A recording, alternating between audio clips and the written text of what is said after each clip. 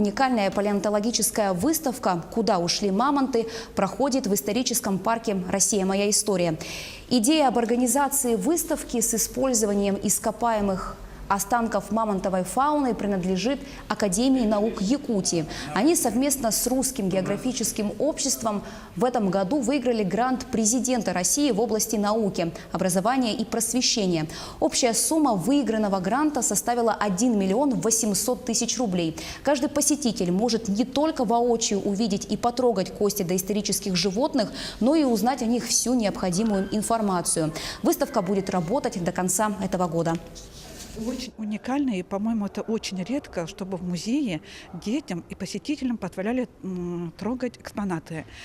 Одно дело увидеть на картинке, второе увидеть зримо на расстоянии вытянутой руки вот эти экспонаты, но еще самое важное – потрогать и взять на руки. И дети, ну и взрослые могут понять, каковы были вот истинно вес тех исполинов, и даже элементарно, что зуб, если я рассказываю детям о том, что зубы у мамонтов менялись 6 раз, и что вес их достигал до 2 килограмм, это сложно представить, пока у тебя на руках не окажется вот этот фрагмент зуба, и посмотреть, как он был укреплен на челюсти самого мамонта.